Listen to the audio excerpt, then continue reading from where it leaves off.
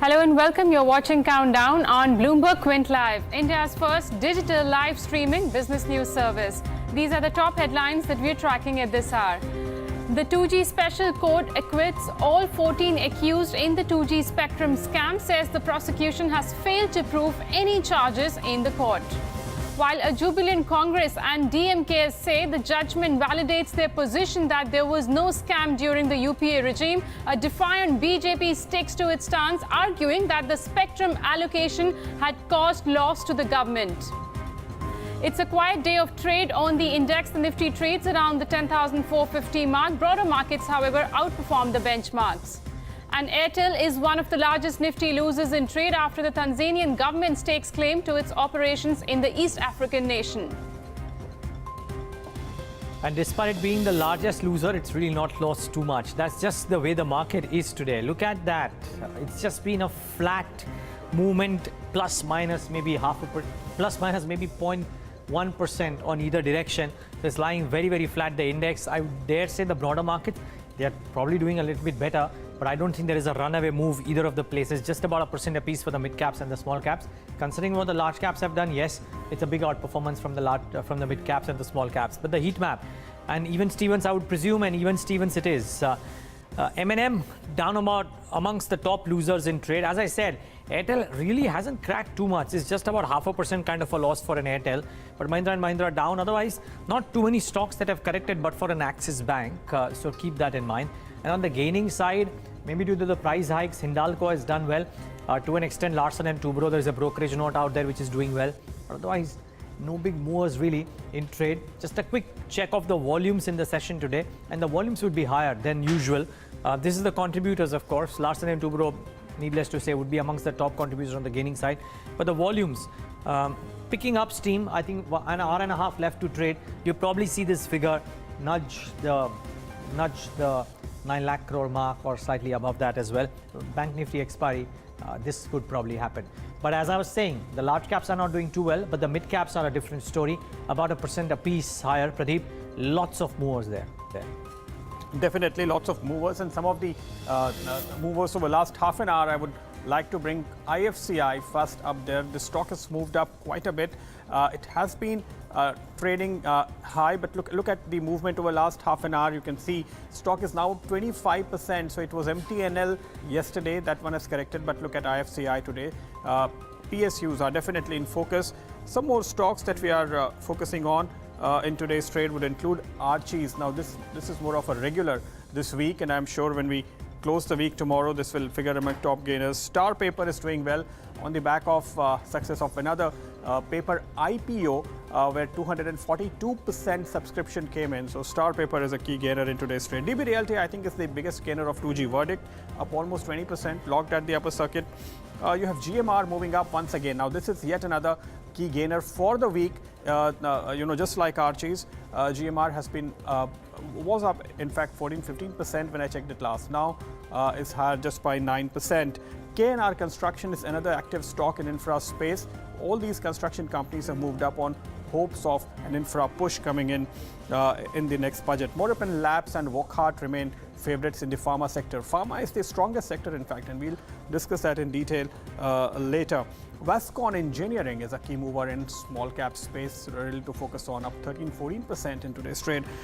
Some disappointments. Dhampur Sugar stocks correcting after a rally earlier this week. Balakrishna Industries and Castrol are two stocks which are down today, but that is because they have gone ex-bonus, and looks like if there was a bonus play and those who got in because of that are probably exiting now once that the stocks have gone ex-bonus. Well, it's sideways of trade. That's one seeing in today's trading session. The reason for that, as Neeraj highlighted, was the Bank Nifty weekly options expiry, which is keeping the moves very restricted on either side of trade. So if you look at Nifty today, we've been mentioning the resistance level is at about the 10,500 mark. And in today's session, once again, there is call writing, which has been seen for the 10,500 strike. And in fact, not only that, the 10,600 and even the 10,400 call strikes have seen open interest addition, and there has been a bit of intraday unwinding that one is seen on the put side for the like of 10,400 and the 10,450 strikes have seen intraday unwinding in today's trade. But on the Bank Nifty front, where can the expiry take place from the current levels? I think 150 points either ways, upside or downside, is the level. But remember, 25,500 is a very, very crucial support for the Bank Nifty. That's where the maximum open interest concentration is. So watch out for that mark. But in today's session, Bank Nifty did break yesterday's low. So 25,560 is currently where the Bank Nifty is trading. Just two stocks I want to highlight. Walk Hard, a counter which came out of the F&O ban today. It's seen a good amount of gains. It's up almost 11% in trade, hitting fresh 52-week high in today's session. But not only on the future side, actually, if you look at the action on the cash side, it has gone up on very high volume. So watch out for the delivery data as well. And at 310, we'll tell you whether the stock can enter into the F&O band once again or not. The other one is Manappuram Finance, another futures and options counter, 8% higher in terms of open interest. But look at the underlying, 10% higher. It looks like there is more of cash-based buying, which is seen in this counter, because on the future side, there hasn't been much of build-up for Manappuram Finance, which has also hit its fresh 52-week high in today's trade. Well, just before we move on further with our market guest, important to talk about the biggest news of the day. After a gap of a decade, we finally have the verdict on the 2G spectrum allocation case. The special court, which has been hearing the case for more than 6 years now, has acquitted all the accused named in the 1.74 lakh crore 2G case. Let's go across to Arpan Chaturvedi, who was in the courtroom when the verdict was announced by the judge. Arpan, we hear you read out just one line from the judgment and left. The judge entered at 10:30, but all the accused couldn't get entry into the courtroom because it was a packed courtroom today. So there was a 5-minute delay. After that, the judge said and came and said that it's a very short judgment. And when the judgment was being read out, he read only one line from that, and he said that the prosecution has failed to make out a good case or a case to convict the accused, and therefore all the accused in this case are being acquitted. After that, he again read the other judgment, which was to the SR Loop case, and same thing happened there as well, and he said that all the accused have been acquitted. Now we have read the judgment copy, some pointers, and if I can take you through some of the pointers on A. Raja, the 2G court has said that there is no material to show on record that there is any evidence of wrongdoing, conspiracy or corruption. Again, the judge said that prosecution has miserably failed to prove any charges against any of the accused. As far as the case against Ruiz was concerned, the same line more or less has been adopted by the court, where it has said that the prosecution hasn't been successful in proving any of the ingredients that make up for the offense of conspiracy to cheat or cheat the Department of Telecom, and therefore all accused are entitled to be acquitted and are accordingly acquitted. But as far as we know and what we have seen from the statements, this is not the end of the 2G story, because the Enforcement Directorate, which was one of the parties and had filed the charge sheet, has now already said that they will appeal against the judgment to the High Court. The CBI stand is still not clear. They're saying that they're reading the judgment and then will come out with a comment. But as far as we know, right now all the accused have been acquitted, but then the 2G story does not end here. Thanks, Arpan, for bringing all those details. But let's take a look at some of the reactions on social media once the verdict was out. We had the Congress Minister Manish Tiwari, who wrote on Twitter saying Mr. Vinod Rai and former CAG Minister must apologize to the nation for throwing presumptive, sensational, corrosive numbers in the public discourse. He was the author of imbecile 1.76 thousand crore loss theory that I had destroyed during my cross-examination of Rai in JPC, which the court has affirmed. The JPC report is what Manish Tiwari, the Congress Minister, said. Well, you also had Subramaniam Swamy writing on Twitter. He said government must prove its bona fides by filing an immediate appeal in the High Court. Well, Even Kapil Sibal had written, in fact, he did speak to the media post the verdict came out, but on Twitter he wrote, after the 2G judgment by the special court, zero gain for BJP, and he also said my position is vindicated. Well, that would continue, but let's move full tilt toward the markets, talk about those specific pockets at the broader end of the spectrum which are doing well. Rakesh Tarway, Head of Research at Reliance Securities, joins us right now on the show. Rakesh, good afternoon. Thanks for joining in. The belief seems to be that construction and construction-related activities will find a lot of prominence in calendar year 18 due to Bharatmala, and the PSU banks would have enough capital to lend to some of these projects by virtue of the recap as well as the QIPs that they are doing. Are you on the same line? And if so, what are the companies that you guys at Reliance Securities prefer within that pocket?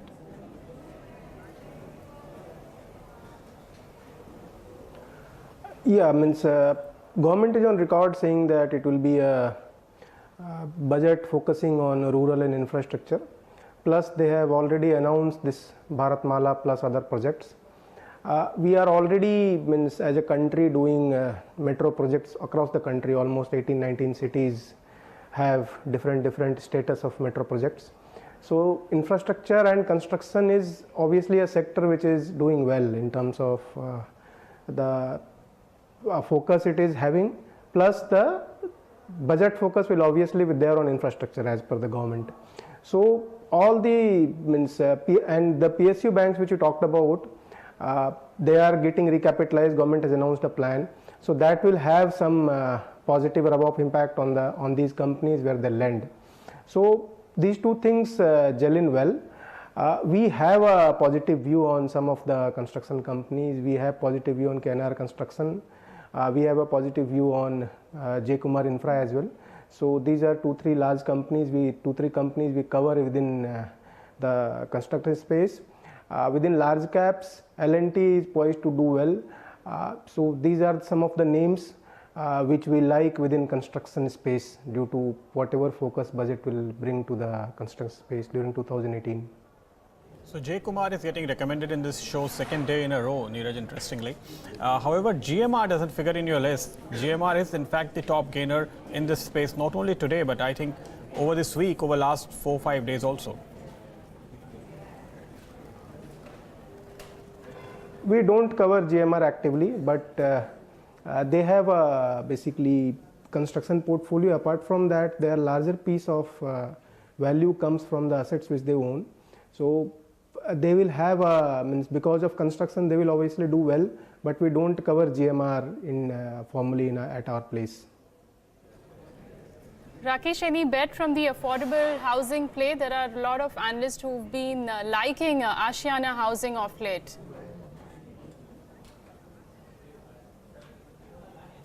Ashiana Housing is a company focused in the Eastern India.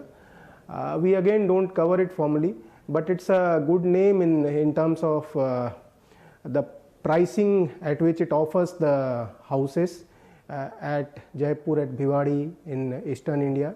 So this company will obviously do well in the affordable housing space. They were having volume growth issues in the last 2 years, but now that is getting sorted out. They also have successfully raised capital in the last 2-3 years. So all this will give them enough growth headroom, plus government is very focused on the affordable housing, so that Ashiana Housing as a company is going to do well. Stock prices have consolidated over last 1 to 2 years period, so they should do well with the earnings coming in. Rakesh, if I just look at other than construction, a pocket that has been doing well the last couple of trading sessions has been the cement pack, the mid-sized cement pack. Ramco, Sanghi yesterday, Sanghi in today's session as well. A clutch of other names haven't done too badly. Is there coverage that you have on stocks in the mid-sized cement pocket, and do you like anything? We like Sanghi Industries obviously because it has a large headroom for growth due to the capacity plus the geographies in which it is operating. We have active coverage on Sanghi Industries. We like Sanghi Industries of the pack. Ramco now has moved in a valuation which is little heated because of the move yesterday and today. But we like Sanghi Industries within the mid-cap cement pack. Rakesh, the big 2G verdict that came in today has fired many stocks. Well, there may not be any fundamental story left in stocks like RCom maybe. I don't know what your opinion really is. But one stock, that is Sun TV, would you look at it once again with a fresh perspective? Could it get re-rated over time going forward?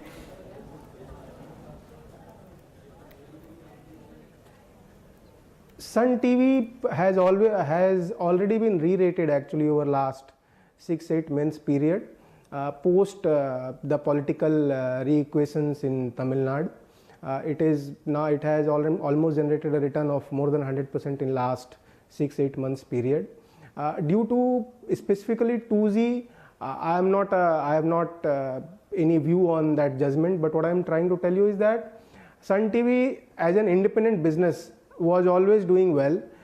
It had its own issues due to the political realignment in Tamil Nadu. Now that has got sorted out and that has fired up the stock. That re-rating will continue in Sun TV because still it has some room of what you call little bit valuation discount to G. So these things, so that will keep happening at Sun TV and it has already been re-rated.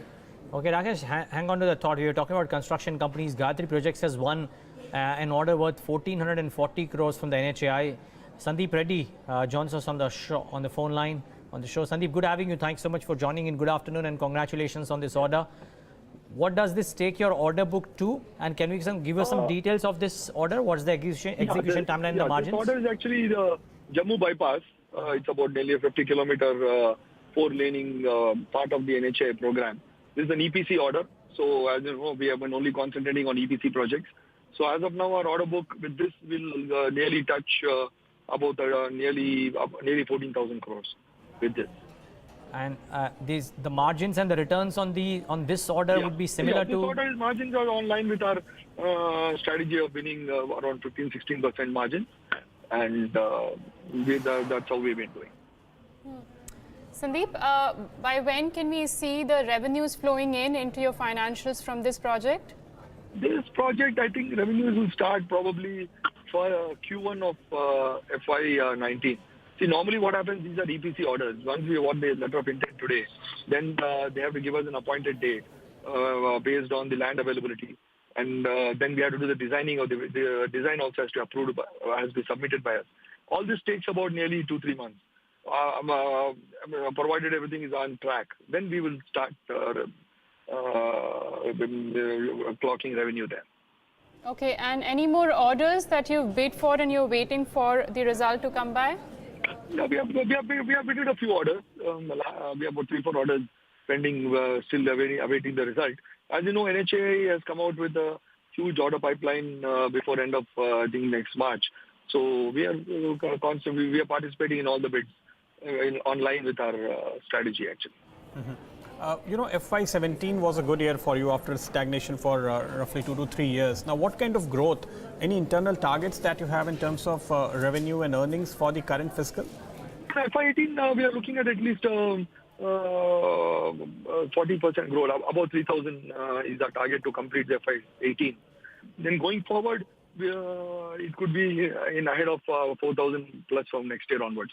Because based on our order book, see, other than this new order, we have already as of now, as of September, we have nearly 13,000 and odd orders, 12,500 crores of orders. So these now all the orders have actually started executing. So most of our orders we had won in the last 4 or 6 quarters. As I told you, it always takes about couple of quarters before the real revenue starts kicking in. So now all the orders have started execution in full swing. So quarterly we are looking at much uptick in our order execution. Mr. Reddy, one of my colleagues recently did a story saying, you know, when we checked on how far the progress has been in terms of awarding new road contracts, it has actually been a dismal performance so far this year. What is the kind of feelers, if at all, you are getting from the government and NHAI? Should we expect aggressive award of contracts going forward for the remaining 3.5 months or rather 3 months left? That's what I'm saying. I don't know about HAM projects because I don't track HAM because I don't bid at all. As far as only EPC pure NHAI tenders itself, we have seen to the extent of nearly 25 to 30,000 crores of RFPs out. Let's cut across. Stages. Just for the next 2 months. Now let's 1800 megahertz band के auction थे और 61,162 करोड़ रुपए प्राप्त हुए। जब NDA regime आई तो मार्च 15 में 800, 900, 2100 megahertz band के ऑक्शन हुए और कुल 1,09,874 करोड़ रुपए सरकार को प्राप्त हुए।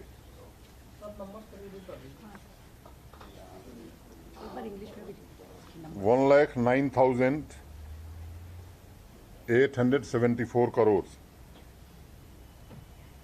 Next auction was conducted in October 2016,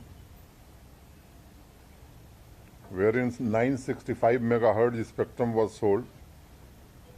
Spectrum in 700, 800, 900, 1800, 2300 and 2500 megahertz band were put to auction. Total amount received by the government 65,789 crores. और ये 16 के ऑक्शन में 2-3 तथ्य उभर करके आए कि spectrum scarcity has become thing of past. No service provider is complaining for lack of spectrum. The process is completely transparent in allocation of spectrum and there is no complaint. पहले 2008 के auction को लेकर के CVC ने स्वयं जांच शुरू की थी और नीति को दोषपूर्ण माना था। 15-16 के ऑक्शन को लेकर के सीवीसी ने जो बात कही है, मुझे लगता है वो ध्यान देने योग्य है। CVC has applauded Department for Transparency and has given an award in 2017 for transparency. दूसरी चीज जो उसमें मुख्य बात मैं कहना चाहता हूं कि ऑक्शन के बाद 2G स्पेक्ट्रम के लिए जो सरकार को धनराशि प्राप्त हुई वो ऑक्शन के पूर्व से मोटे तौर पर 10% से अधिक थी।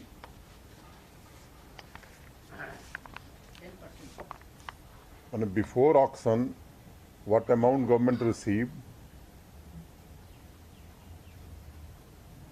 in comparison to that, after auction, government got approximately more than 10% of the total amount.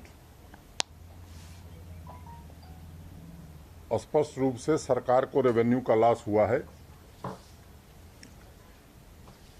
और जो नीति 2001 में फर्स्ट कम फर्स्ट सर्व की बनी थी, मुझे लगता है कि 2008 में उस नीति को भी बदला गया। 2001 की प्राइस पर 2008 में It's a bit of a reiteration of what almost all of the other BJP leaders have been saying as well. I think the Finance Minister Arun Jaitley also referred to these same kind of numbers as well. I think we would have lost Sandeep Reddy by now, but nevertheless, we got the sense of what the order win meant for him.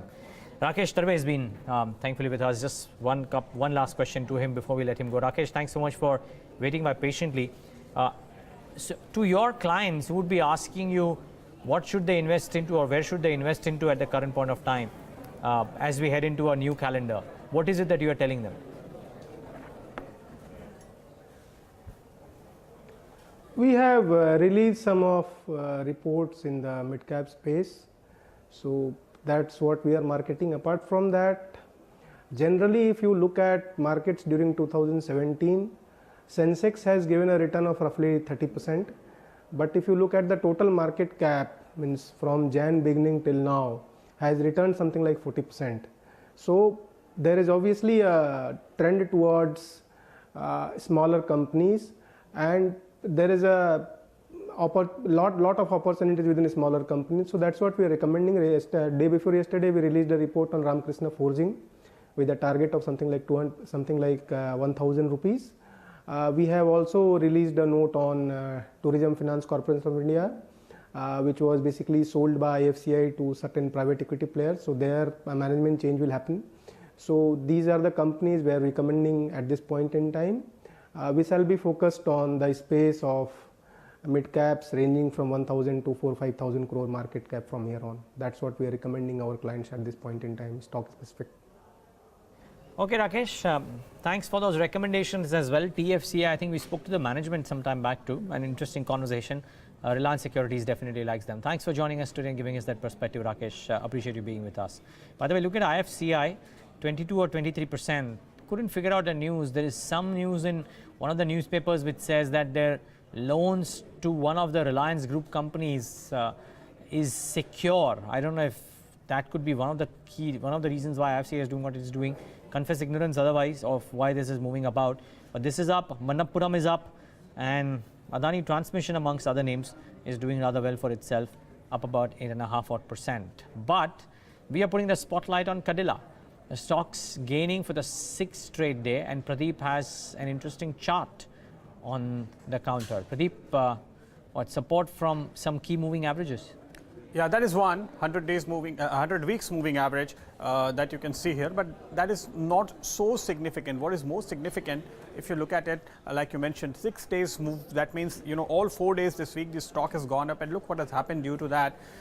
We have crossed last 2 weeks high on the chart. After a significant correction, if a stock moves up consistently for a few days and on weekly basis crosses last 2 weeks against, that is significant. The 100 days moving average, as Neeraj just mentioned, is also important, and from there, if we are moving, it's definitely significant. But what is also worth watching here is, you know, in February, we had seen a sudden spike in this stock, and then a rally kind of followed it, and thereafter we have seen this correction. So if you look at this very important green candle that comes on your screen, we kind of the price went inside the body, and from there we see a reversal. Now, those who follow candlestick would know that a strong candlestick that was formed historically often serves as a significant turning point. A support may come in between that candle, and this is what has happened. So around 400 odd levels we have taken support, and we have reversed from here. Now this week volume hasn't picked up yet, so we'll have to wait till tomorrow, because for last week you have 5 days volume. Right now on weekly chart you have only 4 days volume. That is also you know, at least an hour to go.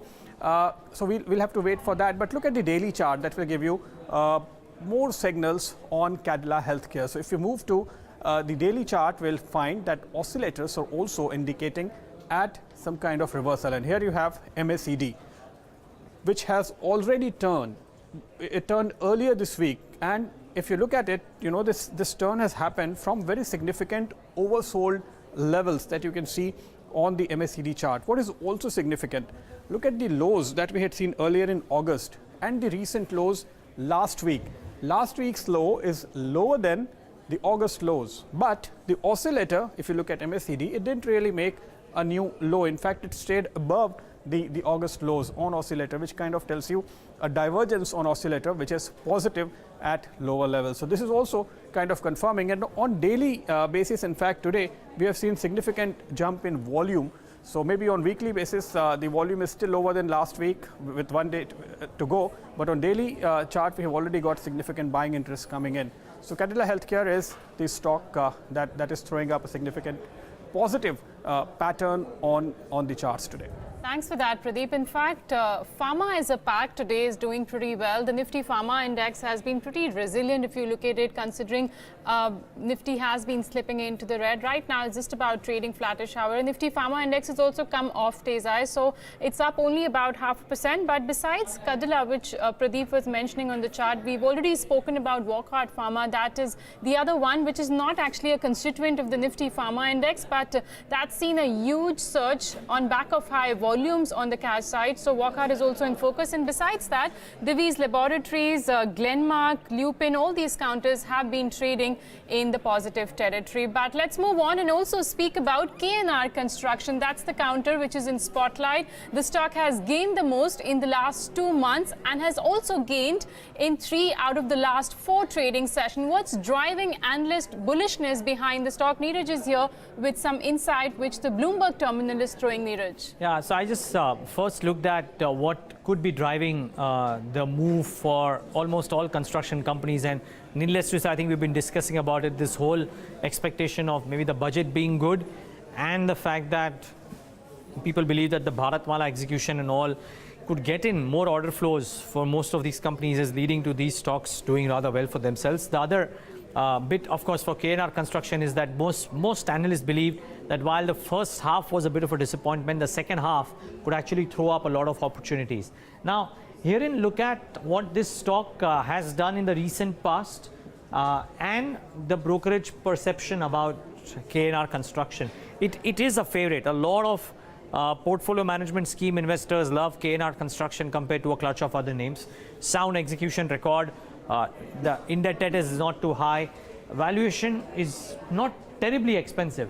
It's maybe at a premium of about 11% to peers, but at 24 times, it's not terribly expensive considering that it's in a pocket which is starting to get orders and earnings will only start to look up, and which is why there are 21 buy calls and just one sell call on KNR.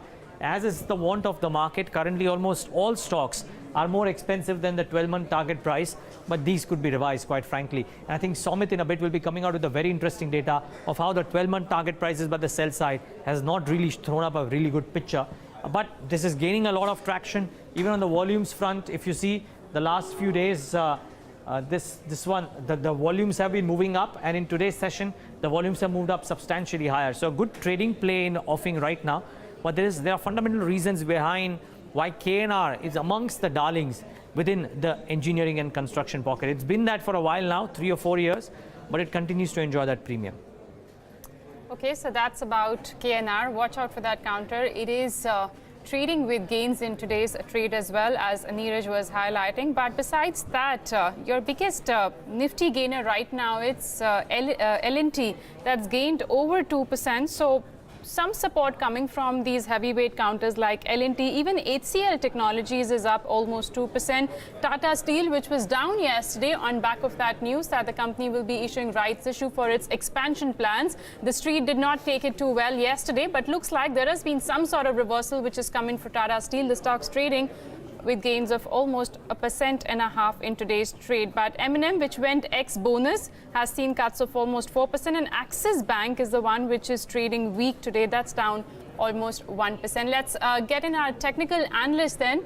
Jay Bala, Chief Market Technician at cashthechaos.com, joins us on the show now.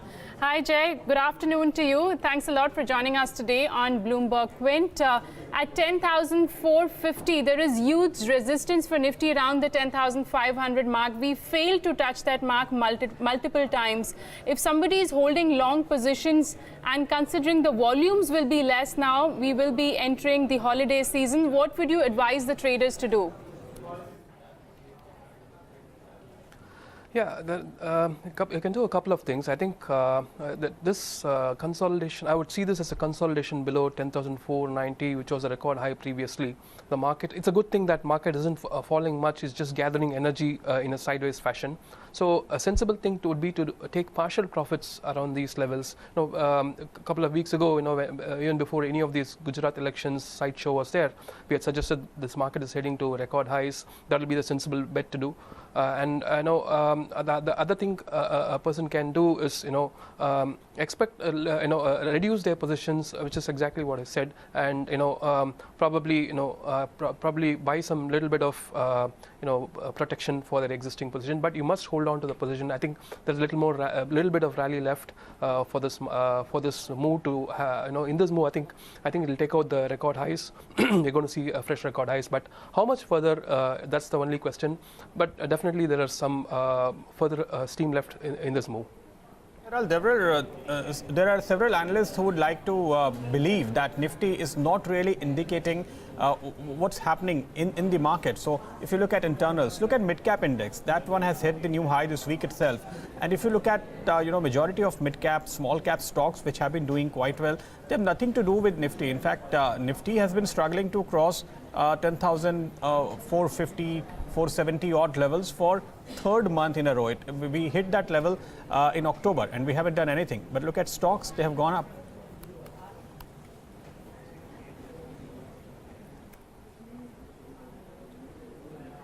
Jay, what's your view on this? No, I just missed the last bit. The audio failed. Can you repeat the question? Yeah, so my question is, if you are focusing on Nifty, probably you will miss out on opportunities in this market because Nifty has been struggling to hit a new high for last 3 months. But stocks are moving up. In fact, mid-cap index itself moved up and hit a new high this week itself.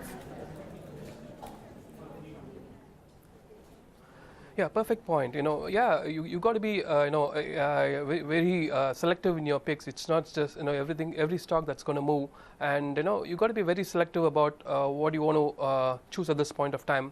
The making money is getting slightly difficult. It's not that difficult, but you can have your correct filters. Once you have your filters correct, it will obviously throw up the right kind of stocks. We spoke about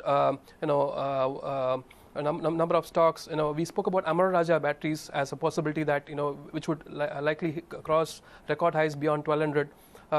We spoke about it on the 30th of November. Now it was about 760, 740 in that kind of range. Now it's at 850. Even at these levels, these kind of stocks are presenting an excellent opportunity.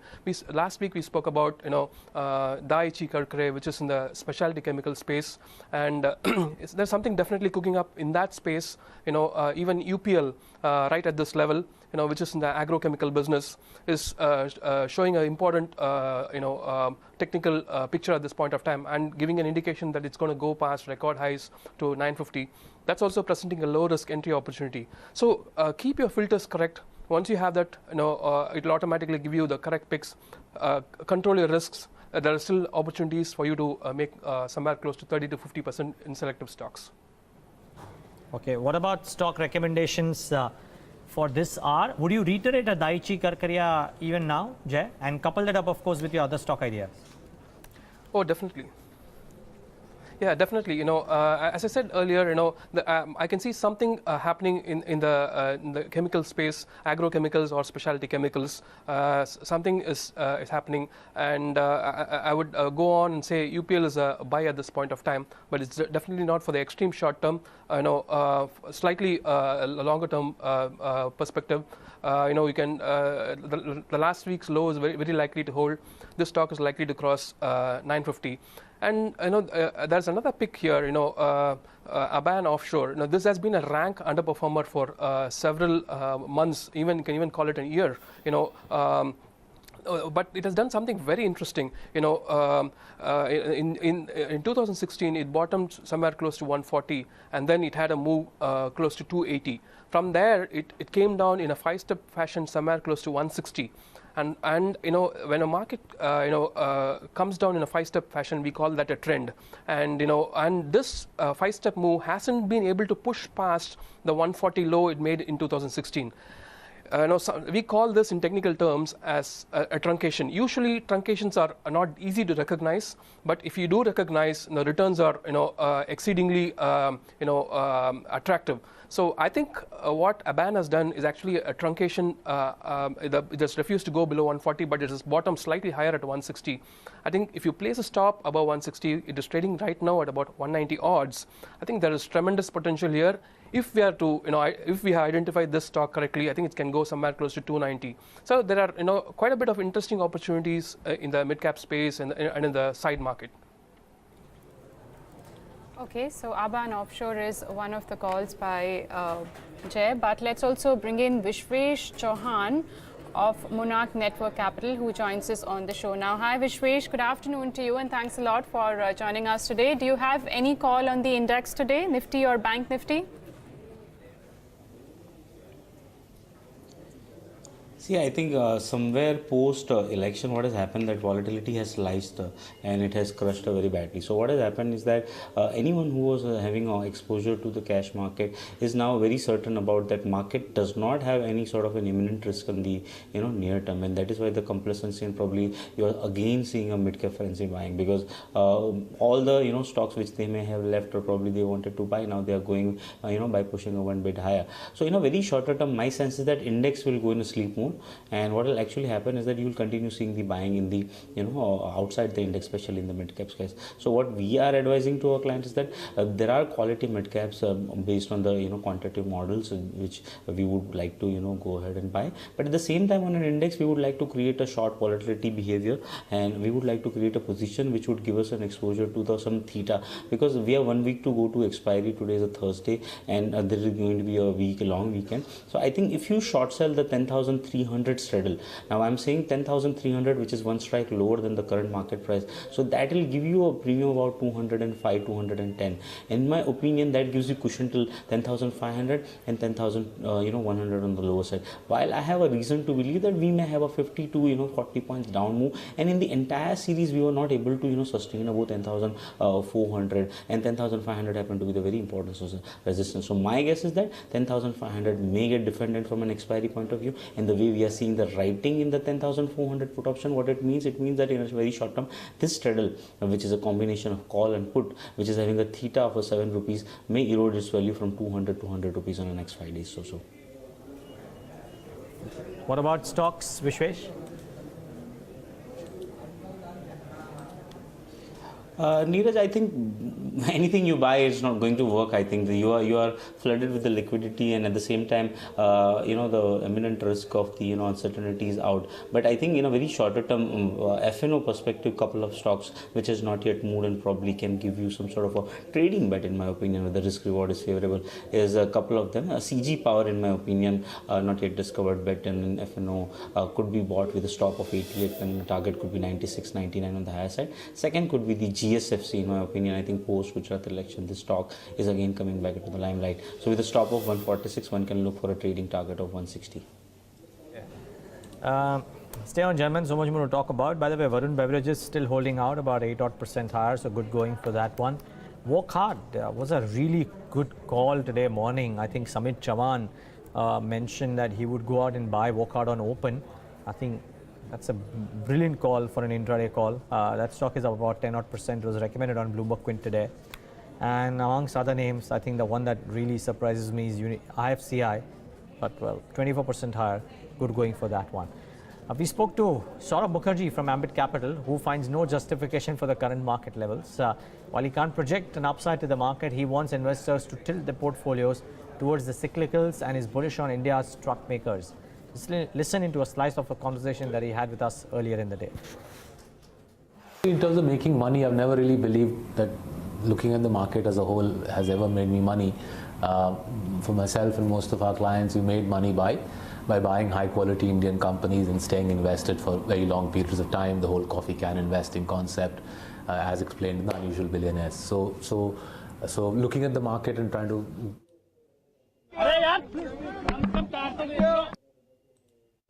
continue during the day. You will have to excuse us because whenever we get some reactions from anybody who's been accused and has been acquitted today, it is amongst the top news stories, and therefore we'll want to go across and make you hear what those guys had to say. But let me do this. We cut out of that conversation that Saurabh had with us. Let's go back to that conversation. Saurabh Mukherjee spoke to us about his preference for sectors that people should look at, and he's given a specific thought on the Indian CV space as well. Hear out a small slice of that conversation. in terms of making money, I've never really believed that looking at the market as a whole has ever made me money. For myself and most of our clients, we made money by buying high quality Indian companies and staying invested for very long periods of time, the whole coffee can investing concept, as explained in the Unusual Billionaires. So looking at the market and trying to second guess the market has never been a particularly profitable avenue for me. Now, let me elaborate on that. A year ago, I thought the market was fully valued, and we know what's happened in the last 12 months. My reckoning is the market is still fully valued. There's no way I can justify Sensex 33,000, 34,000, even after baking in an earnings recovery in FY19. To just me, my mind, 22 times earnings, 22 times FY19 earnings in the Sensex doesn't suggest to me a market where I can say at the market level there's money to be made. And therefore, making money in India is not about sort of second guessing the market. Certainly hasn't been for me. I'm not very good at second guessing the market. The reason I'm saying we're getting ready for a final frenzy is we can see, you can see, I can see investors are excited. They're bulled up. They're punching money into mutual funds with great fervor. And we know that the economy is heading for a pickup. We know the government is doing what it can to stimulate the economy. And I think the combination will be intoxicating for bullish investors. They've already been throwing money at equities. Then they read in the newspapers and they hear on your channel that that the economy is going to pick up. I think they won't be able to resist. They'll just throw more money at the market. Something similar will happen in the US. The US has had I think the S&P 500 has compounded at 16% since March 09. Now Trump stimulates the US economy through the biggest tax cut in 30 years. The US investors will go berserk. So I think across the world we're getting ready for the final flurry, where already investors who made a lot of money see that the economy is going to rev up, whether it's the States or in India, and they throw more money at the market, and you just punch the market up. Now, how high you go up in this frenzy, I can't really give any sensible indication of that. But if you want to make money in this, my suggestion is tilt towards cyclicals, steel companies, road builders, oil and gas companies, even some of the real estate stocks, the CASA funded banks. And tilt your portfolio towards that, you'll enjoy the final flurry. How far we go in this madness, I have really no way of gauging. What about consumption stories like auto? So those are sort of, auto in an emerging market context is really an evergreen theme. Almost every emerging market in every decade I've seen auto has worked. So auto is an evergreen theme, it will continue to do well. Now whether specific car makers are buys at this level or not is I think a subject of debate elsewhere. Where I think you'll see some pressure is auto ancillaries. When inflation comes back into a country like ours, suppliers to large companies face pressure, their margins get crushed. So Okay, we'll have to cut out of this conversation, though we made you hear most of it, because there's big news on the screen for Reliance Infra and for Adani Transmission as well. Reliance Infra is going to sell the integrated Mumbai unit to the Adani Group for 13,251 crores. I think this is in line with the valuations that people will be working with, and this certainly helps Reliance Infra bring down or pare their debt quite significantly. This is important. I think at the end of last quarter, if I'm not wrong, the consolidated debt on the books of Reliance Infra was about 28,000 crores. Now with this, they come down, and they had mentioned at that point of time that they are looking to sell this unit in order to pay debt. All of the proceeds at that point of time they mentioned in the corporate presentation would be used to pay debt. Now with this, the debt comes down to 14,000 crores. We're talking about Reliance ADAG group companies which have manageable debt levels or otherwise. I think this one firmly out there. So probably two good apples in that basket which are not bogged down by debt problems. One of them is the new listing, which is Reliance Nippon Asset Management, and the other one, Reliance Capital, of course, and the other one is Reliance Infra. 28,000 crores, but half of that debt will go away, which is very interesting. What does it do for Adani is also fairly interesting, because Adani Transmission and the Adani Group now starts or probably looks like amongst the biggest players, if not the biggest player in this field, and this should be fairly interesting for this one. So both the stocks, the win-win for both the stocks up in trade. Adani Transmission 8.5 and Reliance Infra about 6.5. This is a great deal for both guys. Definitely, and the debt levels that you talked about was 30,000 crore in 2016. It came to 26, then 23. The recent number that you mentioned. Actually, now it's going to fall further. Yeah. So as of I remember, I'm just trying to pull that presentation that they made, Pradeep, and in the presentation that they declared the last time on the stock exchanges, they had mentioned that the debt levels were to the tune of 28,000 crores at the end of the last quarter gone by, and with this. Yeah, naturally it comes down to 14,000 crores. You would presume that 14,000 crores is a number that is manageable as compared to the Herculean 29,000 crores of debt that they had on the books. So if you kind of value the remaining business and on the reduced debt level, we'll have to probably rework your numbers and see what happens. But at least technical call we can take from the two experts that we have. Jay, do you think Reliance Infra could go further up? Should one buy now? Yeah, see, Reliance Infra faces multiple resistance in the zone of 510 to 540. So, I think in this kind of, if there is some kind of benefit that's going to accrue, I think it's going to be Adani Transmission rather than, Reliance Infra. Even from a charts perspective, the charts of Adani Transmission looks much better. I think it looks like, it'll go past 240. And I think, if this is a trigger for the stock, I think it'll be better bet to, have a pick in Adani Transmission rather than Reliance Infra. We have a fundamental guest with us, Senthil Manikandan, who is research analyst at Newberry Capital, joins us on the show. Senthil, if you can hear me, good afternoon. Do you track this space and this deal between Reliance Infra as well as Adani Transmission? Hi, good afternoon, Neeraj. Basically, we don't track these debt-laden companies. So, but the news I heard, like it's positive for the company. Okay, fair call, Senthil. We'll leave it at, we'll get back to you with some more updates. The press release of Reliance Infra says that they'll become debt-free and up to rupees 3,000 crore cash surplus, which they will have post this transaction. So it looks like with this deal that they will become debt-free only for this company. But this is what the press release of Reliance Infra is stating. Yeah, that's interesting because, I mean, the last presentation spoke about debt reduction plan not really becoming Debt a cash surplus plan, frankly. So, and the numbers are the same. I mean, it's 13,500 crores, so there's no change in the numbers. But well, deal done. On the Bloomberg terminal, the number that I was reading at is 23,000 crore at the end of September quarter. Oh, okay. So even if there is some, some difference in details is possible, but how did they become debt-free is something we need to kind of figure out, but we will wait for the explanation from the company itself. Yeah, but Adani Transmission is the other one, which is really interesting. I mean, we've seen a number of people, and Adani Group per se, but this as we said, makes the stock a fairly worthy large player. I remember when this whole demerger happened and Adani Transmission got listed, the stock was at 70 rupees if I'm not wrong, and then came off a bit as well. So if you pull up the last 2 years chart of Adani Transmission, you will see what I'm talking about. I think it's made some really strong gains in the last couple of years, ever since it got listed. This is the 2-year performance of Adani Transmission, and am I reading it correctly? 500%?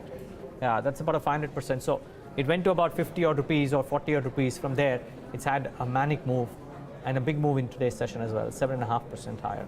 A good going for both the names. But, well, those are not the only buzzing stocks of the day. Moving on to a mid-cap name which is buzzing in the small cap space, and that is Sandesh. Saloni Dhanuka is here with why is it that Sandesh is the buzzing stock of the day. So Neeraj, the stock has been trading higher for the 4th consecutive session today. It rose as much as 20% intraday to hit its lifetime high of 1182 rupees. Now in terms of volumes, the trading volumes remain high at 61 times the 20-day average for this time of the day on National Stock Exchange. The stock has been buzzing on the back of Gujarat election outcome. Now this may prove to be beneficial for the company in the current quarter, that is Q3 FY18. Now in terms of financials, it is virtually a debt-free company and it has a cash and cash equivalent balance of around 175 crore for the financial year 2017, and mind you, the market cap of the company is around 900 crore, which makes the cash and cash equivalent balance of 20% of the entire market cap. Now in terms of business, this company is into publishing daily and weekly magazines and newspapers in regional language, that is Gujarati, and the stock has returned approximately 35% so far this year. Back to you. Thanks a lot, Saloni, for bringing in all those details. So a Gujarat-based publisher is what Sandesh is, and it's locked in upper circuit in today's trading session, as Saloni was just highlighting. But overall, the markets have once again turned weak. The Nifty is trading in the red right now. You've got Bank Nifty 25,550. Remember, this is the mark that majority of the session today has been traded around the levels of 25,550. And what the options data is also suggesting, that expiry for Bank Nifty, the volatility can come in the last half an hour of trade, but looks like 100 points here and there from the current levels is where the expiry can take place. But do watch out on the downside. We've been mentioning 25,500 is a good support for Bank Nifty. I just want to pull up Canfin Homes. If you could just pull up the intraday chart of Canfin Homes. It's seen gains of almost 7% now, trading around the day's high levels. Vishvesh, on the charts, Canfin Homes at 507. How is it looking? See, I think few days back we were on the show, and we recommended that Canfin Home has a potential to move towards 600 rupees also. So I think my belief is that today's move is probably in line with that. So whole this, NBFC and HFCs has come down, and right now probably they are at the level which makes a lot of sense from a trading or investing point of view. So my guess is that any move surpassed above 510, 520 would trigger a very large opportunity for a up move, and I think on the higher side you could even see a 10 to 15% move. So probably this is the one stock you would like to keep in your watch list, and if there is a down move you would like to buy. Security and Intelligence Services, or SIS, is the stock which has moved up in last few minutes, up 6.5% now at this point of time. Senthil, do you track this stock? Any views? Hello. Yeah, do you track SIS? No, sir. Okay, so Senthil doesn't track SIS. Well, if you, Vishvesh, if you look at the charts, any views? If you have seen the chart. Yeah, I'm having a look at it, but apparently my sense is that I don't have much data on an NSE to make a much comment. Though it has been risen pretty sharply in the last a couple of months. I think from a 780 levels to 1250. But I think it's a very low traded stock, and as I'm seeing, the volumes barely touch around the 30,000 mark. So I wouldn't want to recommend on a national platform to somebody who might get stuck. Because of the liquidity. There is not sufficient data because it's got listed a couple of months back, I guess. Well, the other segment which is buzzing is definitely gold finance companies. So you have movement in Manappuram and Muthoot both. In fact, gold has also moved to around 2 weeks high. Senthil, are you looking at these NBFCs in gold finance or something else that you like in this space? So especially in the NBFCs, like you mentioned, we like housing finance companies or the Canfi loans kind of thing. We don't like gold finance companies basically because of their cost structure. And also with the PSU recapitalization coming on stream, I think their competitive nature will going to be very less. Okay. Fair call. Senthil, we'll leave it at that. Thanks so much for taking the time out and being with us and giving us that perspective as well. Now, just want to mark a few companies before we get to Somit Sarkar, who will join us with the Fab 4 for the day. Actually, Somit is going to join us with a very interesting piece of analysis as well. So do that too. But before that, I want to get to Jay Bala on what's happening with the IT majors. Jay, this morning I was just looking at whether there is any kind of correlation between the rupee movement and the IT stocks. And it so came that the last 6 big moves that the currency has done on the upside, the IT index has actually gained on 5 of those moves. So this whole notion of a rupee gaining and therefore the IT stocks correcting is actually quite unfounded. There's a bit of a move today in the session for stocks like HCL Tech and Infosys. Is there a trade here? See, if you recall, we spoke about HCL Tech a couple of weeks ago, as a trading bet. We spoke about how it got rejected from the 820 lows, and we said there is a possibility that the stock will go somewhere close to 920. It's doing that, and in November 2016, when the markets were reeling lower, I had given a piece for the Bloomberg Quint web page where I had said that IT is the pick for the a contrarian pick for the medium to long term, and I had also specifically said that it will be the mid caps that will be moving and not the frontline names, and everything is going on exactly to text.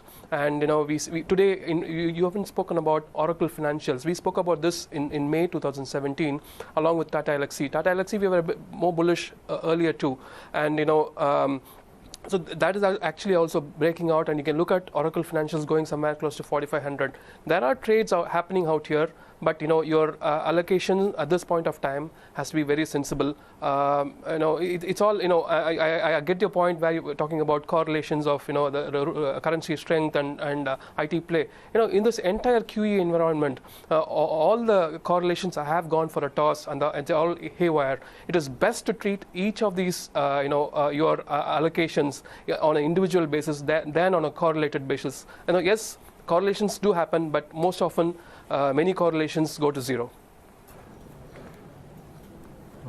Okay. Now we've done some analysis, or at least Somit has done some analysis.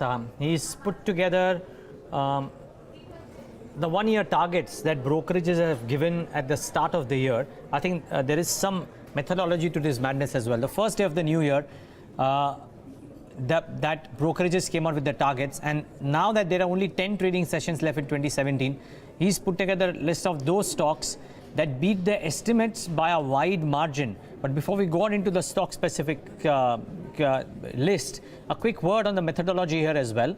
Somit has picked up only those stocks which have a price recommendation from at least 10 analysts and is not restricted to just the Nifty stocks. So that's the disclaimer. That's the basis on which he's chosen the stocks.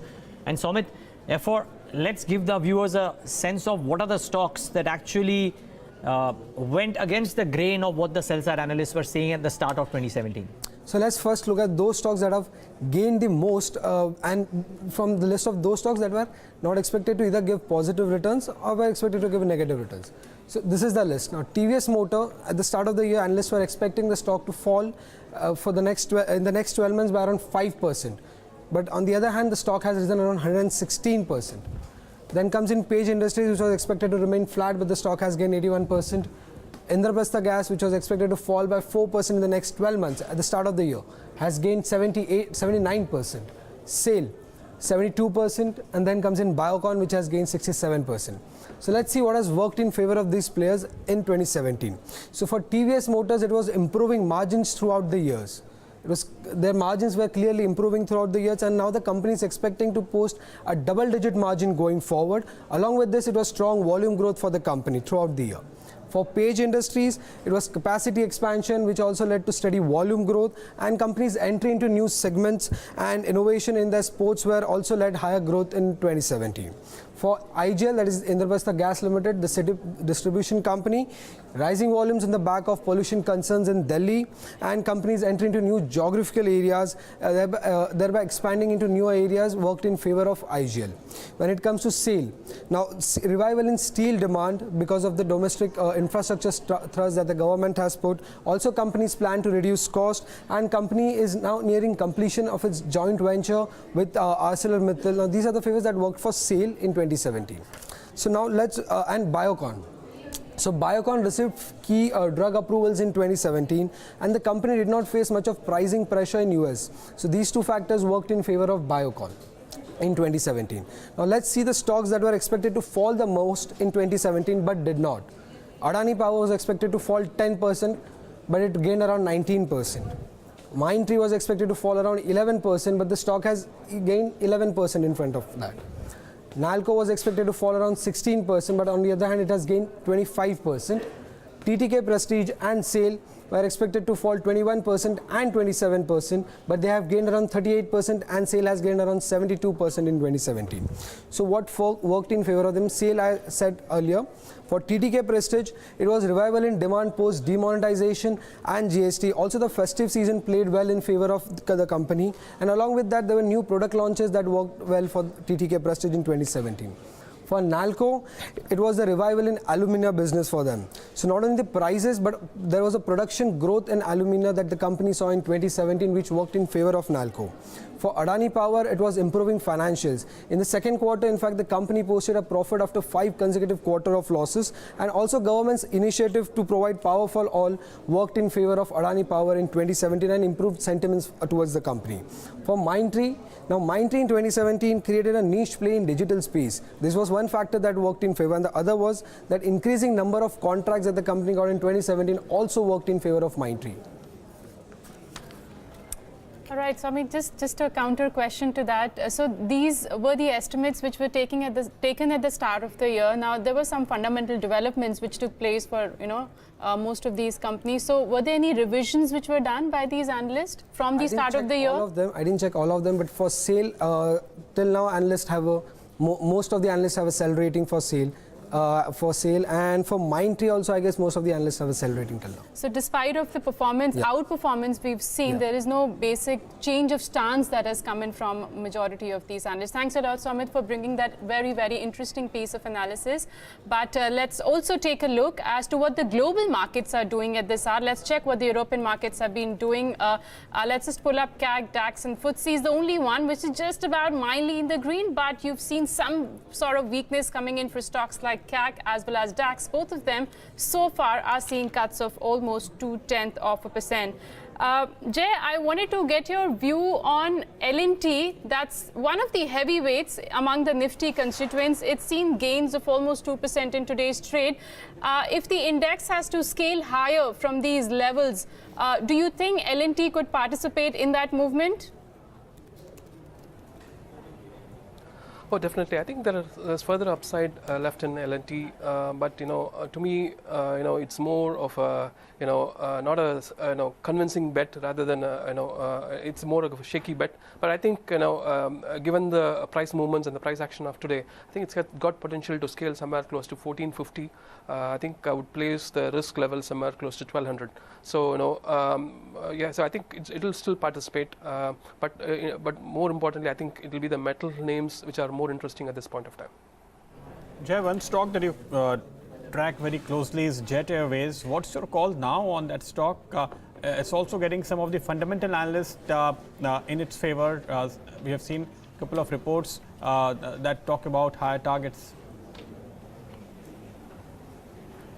Yeah, last time when we had a short call on Jet, and it fell to somewhere close to 640, I said, it will make a slight high above the 720 odd, high it had made at that time. Now this is exactly doing that. I think it's got some more, little bit of upside left, but I think once that's done, I think this stock will go down big time, more than people are anticipating. But don't try to preempt the move. Let the stock actually give a one-day negative reversal. Once that happens, it'll give us an indication that the stock has turned for good, and it'll drop probably somewhere close to 400 odds. But this is a call for the medium term, so don't try to play it in the extreme short term, but wait for the current move on the upside to complete. Once that's done, this can be shorted for a medium term rollover. Okay, that's the call on Jet Airways, but let's also talk about the Fab 4 stocks of the day, and to take us through the same, Yash Upadhyay joins us. Yash, over to you. Good afternoon, Navneet. So first up, we have Varun Beverages, and the stock had gained as much as 16% today, its highest intraday move since listing, after the company said that it has acquired PepsiCo India's franchisee rights in the states of Chhattisgarh and Jharkhand. So good news coming in for this one. Pidilite Industries is another name on our radar, and the stock had surged close to 5.5% or 6% after the company said that it will consider the proposal for a share buyback at its board meeting on December 26th. Moving on, Sun TV is an interesting name on our radar, and this one had gained as much as 7% today after the special court came out with their verdict acquainting all the 19 parties accused in the 2G scam, including the likes of former Telecom Minister A. Raja and DMK MP Kanimoi. And lastly, rounding off the Fab 4, we have Shelly Engineering, and this one is up almost 11.5% today after HDFC Mutual Fund acquired close to 2.5 lakh shares, or about 3% of the total paid up equity, with promoters being the sellers of the same. Well, thanks a lot for that, Yash. Shelly is an interesting company. It is a registered preferred supplier to IKEA, and with the IKEA setup happening in India, Shelly Engineering would stand to benefit. Now, the skeptics out here in this stock argue that it's been around for such a long time, and despite having such expertise, it's not been able to grow its top line in a meaningful way. The only answer that a lot of bulls in Shelly Engineering Plastics give is that then it was not a supplier to IKEA. Now that they've ramped up their capacity and expertise in such a way that IKEA is able to trust them enough with their supplies, then the quantum of revenue that will come in of Shelly's way as a result of the sourcing that IKEA would do in India as well would result in the stock gaining. So it did nothing for a better part of 12 months after this news about IKEA came about, and since the last I think 6 or 9 odd months, I think 2017 Shelly Engineering Plastics would have done well. This 6 months, about 40 odd percent. Sorry? It has doubled over the year. It's doubled over the year, yeah. So 2017 would have been a great year, because I remember this news about IKEA came in last year, and it didn't do anything. Precious little. Kept on hovering around 450, 500 to about 700, and then coming back to those 500 levels. But the last 1 month and the last 1 year has done rather well. It was 700 even last month. Okay. And it hit almost 1,000 or higher, maybe 1,070. That is the high. I think we have seen it today itself. But if you look at even the levels that it has sustained, 700 to 1,000. That is the move we have seen in a matter of a month. It's been very impressive. The volumes have started to pick up as well, much higher than what it normally does. I want to ask Mayuresh about Shelly, but I'll do that in a bit. Just before that, and before we ask Navneet about the FNO stocks, need to get in Jay Bala's final thought. And Jay, it's a slightly unknown name, but if you have ever looked at the charts of Shelly Engineering Plastics, and if you can give us a thought. Sorry, I'm terribly sorry. I haven't looked at it in the recent times. So my analysis won't be current. Okay, fair call. In which case, if I can request you to give me a chart check on Wokhard, which is gained about 10% before you leave us. One thought on Wokhard. Yeah, perfect. This stock has been all over the place. It went from 2,000 to 300, 300 back to 1,900, 1,900 back to 500, and then bouncing from there. So Wokhard to me is a short-term rally here. It's still got further upsides to do, but I think it will remain volatile in the medium to long term. I don't see these stocks scaling past the record highs or the 52-week highs at 1,900s odd. It's going to be a very choppy stock. Okay. Jay, we'll have to leave you at that. Thank you so much, though, for taking the time out and being with us and giving us that perspective. Vishvesh, any thoughts on Shaily Engineering? Do you track that one? See, apparently I'm very surprised with the names which you sometimes come up with. I mean, this is a very liquid stock, and if you see the stock is in circuit up, circuit down, and in my opinion, this is the kind of a stock I wouldn't want to recommend to our viewers. So my advice would be, even though if it becomes a 10 times, purely avoid looking at the structure. I'm not having any viewpoint on the fundamentals. From a trading perspective, avoid Shaily Engineering Plastics. The fundamental story may be different. We'll try and get the management at some point of time for the next few days. However, let's talk about the F&O positions. Couple of minutes over the regular time, but Navneet, seems to be a long list. Well, with just one more week to go for the expiry, the traders have increased their positions, it looks like. So these are the 5 stocks which could enter into the F&O band for tomorrow's trading session. I know I highlighted Dewan Housing yesterday, but look at the overall open interest. Now, this figure is as of yesterday. That's a percentage of MWPL. That's the market-wide position limit. It just missed it by, I guess, few positions. So 94.9 for a stock to enter into the F&O band. It has to breach that 95% mark. So watch out for that, because Dewan Housing futures today have added almost 6 to 7 lakh shares in open interest last when I checked. This is the counter which is very active in today's session. GMR Infra, there is a lot of position which has been seen on the long side on both the futures as well as couple of option strikes. So far, it looks like it could breach that 95% mark. The other one is IFCI. We've been talking about it. The counter has gained almost 22%, so pretty active. Once again, positions are taken on the long side, so that also could enter into the F&O band. Now, these two are pretty interesting. Wokhard went up today as it came out of the F&O band. Lot of activities also being seen on the cash side, but 80% was yesterday when it came out of the F&O band. But there is so much of build-up that one has seen again in today's trade. It looks like that the 95% limit could be breached for tomorrow's session. And lastly, Reliance Communication, the counter which has been active today and yesterday when it gained over 35%. There has been a lot of open interest addition which has been seen, at least for a couple of the option strikes of Reliance Communication. Just 2 stocks which could come out of the F&O band. The list will come up on your screen. JSW Energy and HTIL, pretty much at the borderline. HTIL, it has to breach the 80% mark, and JSW Energy, if you go by the futures, there's been a bit of unwinding which has taken place for the futures of JSW Energy. So watch out for all these counters for tomorrow's trade. Well, definitely we'll watch out for a bunch of these counters as well. Thanks a lot for that, Navneet. And we should also watch out for what dealing rooms are saying in the session today. But just before we get in the dealing room perspective, get in Mayuresh Joshi to talk about what is he observing in the markets. Mayuresh, thanks so much for taking the time out. I dare say my pin is stuck at Shaily, so I'm asking you, have you looked at this company, Shaily Engineering Plastics? Oh yes, Neeraj, and again I think all the facts that you probably put out should probably play out over the longer period of time as his operation become far more efficient. But I think numbers are probably not showing up even at this point of time, and largely again, as the technical analyst also pointed out, I think volumes also remain a concern. With the huge move that we've probably seen over the last 6 months, valuations again at the higher end of the band. So I'll probably wait for numbers, Neeraj. I think it's a very, very interesting stock to probably look at with a long-term perspective.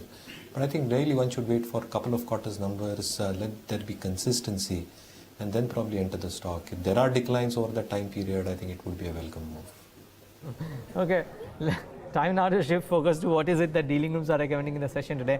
Darshan and Yatin join us with their channel checks. Good afternoon, both of you. Darshan, start with you first. Yeah, so a couple of stocks that are buzzing in today's trade. The first one is being, I think this is what Yatin is supposed to say, but Yatin, if you want to chip in. So basically, Small cap and mid cap real estate companies are in focus. Anant Raj, that is one stock wherein we are looking at some HNI buying which is happening in trade today. As far as other stocks are concerned, it will come up on your screen. So probably if you look at Sun TV, that is one stock wherein dealers are indicating that there is some bit of buying which is happening in, and based on F&O trends, Sun TV is something wherein dealers are anticipating some bit of upside move. Of course, there is news also attached to this. Stock is up 5%, and apart from Sun TV, we have Interglobe Aviation. That stock is under pressure, and in general, after we have seen a couple of OFSs happening in the counter, in general, the stock has witnessing some pressure over a period of time. So dealers indicate that domestic funds are sellers as far as this aviation stock is concerned. But Darshan has a few more. Yeah, stocks. so Canfin Home, that's up almost 7%. There's a sales note by Aquarius today indicating that there is a potential or a scenario analysis that they've put, that the potential of HDFC buying out Canfin Home. So what Canara Bank has said is that they want to sell their stake, and HDFC has been looking at inorganic route. So they've just put 2 and 2 together, and that's the note that they put out. So Canfin Homes up 7%. Manappuram, the M&A deal always comes out. It always comes out, every few weeks. So again, a lot of buzz again regarding the potential deal that could happen, and numerous media reports have come out that the promoters want to sell. Names from anywhere from Edelweiss to HDFC Bank have also been reported across the media platform. So it's only time who will say who the winner is, whether that is happening or no. So these are the two counters that are spoken about. And Exide has had a very, very good run. HNIs are actively accumulating over the past few days. Even when the market was weak, Exide is looking rather strong. So there is active HNI accumulation happening in the counter. Well, I like the way Darshan put it. They have just put 2 and 2 together, and Canfin Homes is up 7% in trade. I remember, I think yesterday or day before, KK Mistry did mention in our conversation that they are looking at inorganic opportunities, and that is one of the objectives for which they are actually going to raise funds. Interesting, though. Canfin Homes up about 7% on that piece of news. Mayuresh, something like this possible, you think? And Canfin Homes is up 7% as a result of that note. So don't know about a note, Neeraj, and there exists a possibility, because if you look at Canfin Homes' performance per se, though you've seen a marginal uptick in GNPAs and net NPAs, I think the asset quality again largely remains very, very stable. Second, in terms of their assets under management and the growth in terms of how they're probably doing the disbursements is quite reasonable as well compared to the industry. And return ratios probably stand at the top quartile. So there is a possibility, I think, because if you look at how HDFC is panned out, how Canfin is panned out, and how Gru has panned out, I think a lot of parameters for all these entities probably remain same and quite impeccable in terms of asset quality, in terms of NIMs that they report, in terms of ROEs and ROEs. So I think consolidation can be one of the themes, or mergers, or whatever you want to put it. That might be a scenario, a very interesting one as well. But even on a standalone basis, even if I assume a 125 rupee kind of a book value for Canfin, yes, a little bit cheap compared to the pedigree players, but still expensive, I think, at 4.5-5 times. I think it's not a cheap stock compared to the other housing finance players. But the possibility does exist. I think we remain positive on the stock, and we hold the stock in our portfolio. Let's see what really happens here and whether or not there is a deal. That would be a big question. But Mayuresh, if you were looking at some of the smaller stocks, there is buzz in textiles today because 1,300 crores have been allocated for skill development in this sector actually. But look at the smaller players like Garden Silk, Moraji Textiles, Nahar Spinning moving up with good volumes. If you look at these small cap names or any other bigger names in this space? So Pradeep, CRM is something that we continue to like, and I think the growth trajectory that the management has put forth for the company, they're probably on the right path. What they probably delivered over the past few quarters, I think even if they're able to replicate that performance, I think it will be a very good show in terms of an earnings perspective. Second, again, I think in the technical textiles department that they function out of, you're probably going to see improved market share and those synergies creating a huge leverage for CRM and then the respective brands that they probably operate out of. So CRM is something that I've continued to prefer, though I think the run-up in the stock has been quite drastic over the past few weeks. I think any decline becomes a good opportunity for long-term investors. Okay, sorry, just 320. Let's just first, before we move any further, get in closing strategies from our experts. And Vishvesh, if you had to bet on one stock, BTST or STBT as the case may be, which one would that be?